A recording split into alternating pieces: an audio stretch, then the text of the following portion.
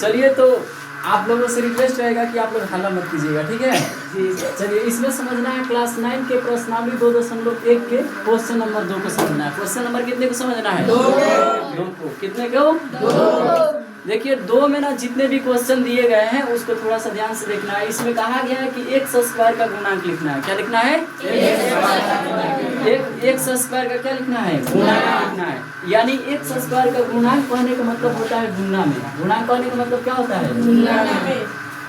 कि x square के जो गुणा में होगा उसी को लिखना है। x स्क्वायर के जो गुणा में होगा उसी को क्या करना है? लिखना है।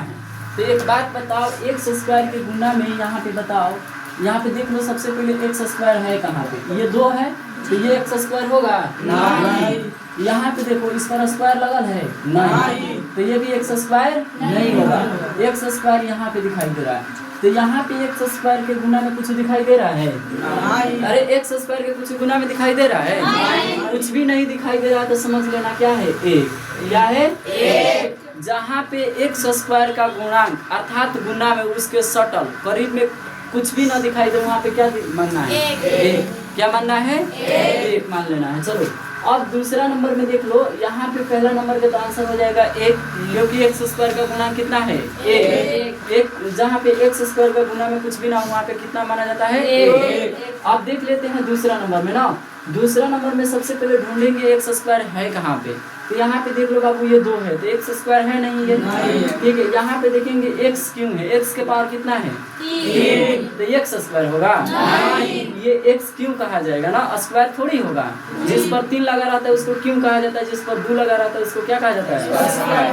तो यहाँ पे देखो यहाँ पे स्क्वायर है ना, तो ये हो गया। अब इसके गुना में कुछ दिखाई दे रहा है? नहीं।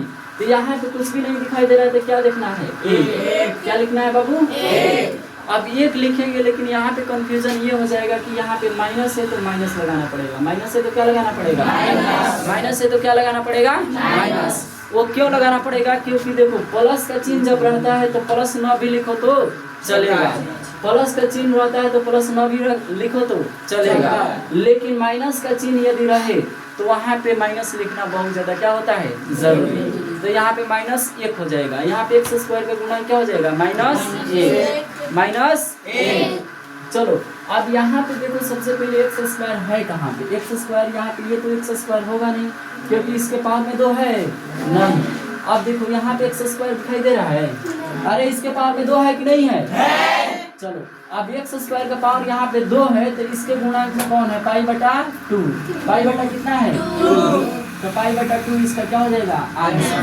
π/2 इसका क्या हो जाएगा? आंसर। क्योंकि x स्क्वायर का गुणांक कहने का मतलब ये हो जाता है कि इसके सटल, इसके करीब में, इसके लगे, इसके गुणनफल में कौन सा है, ठीक है। तो यहाँ पे कुछ भी नहीं था तो 1 लिख दिए, यहाँ पे कुछ भी नहीं था तो क्या लिख दिए? 1।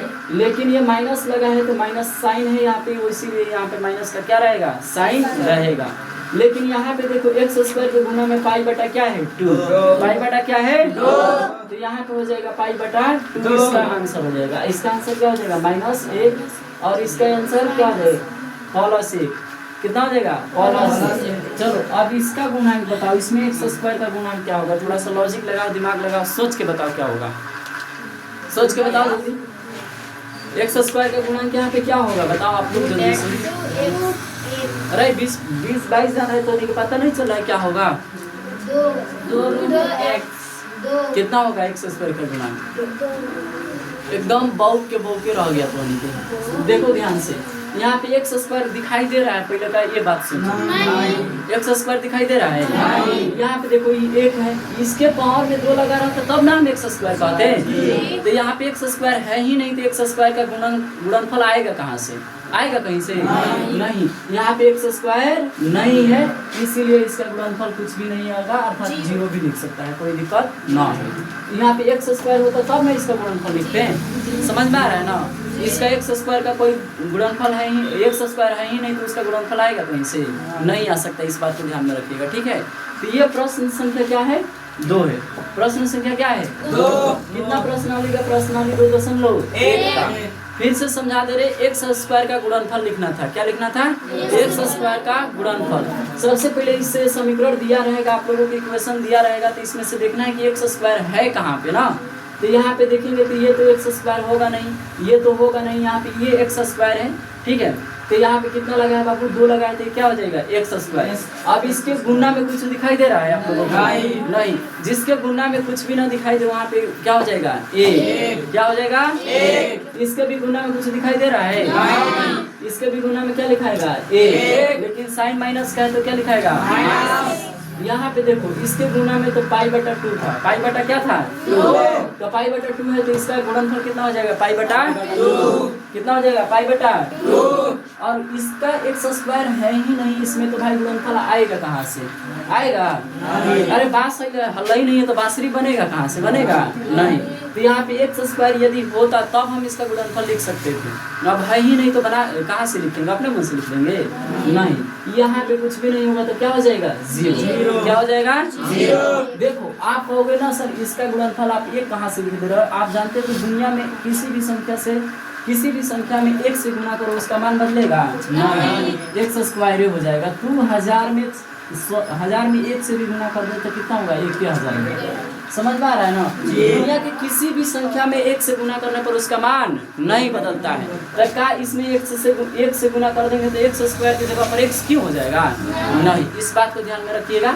इसीलिए इसका हम गुणनफल कितना लिखे हैं, 1। और इसका गुणनफल 1 लिखे हैं, लेकिन माइनस है तो माइनस लिख दिए हैं। और इसका गुणनफल पाई बटा कितना है, 2। पाई बटा कितना है, 2। इसीलिए यहाँ पे पाई बटा 2 लिख दिए। यहाँ पे एक्स स्क्वायर है ही नहीं, समझ पा रहे हैं ना? एक्स स्क्वायर है ही नहीं तो गुणनफल कहाँ से लिखेंगे, लिख पाएंगे कहीं से? नहीं लिख सकते। इतना इस बात को ध्यान में रखिएगा, ठीक है।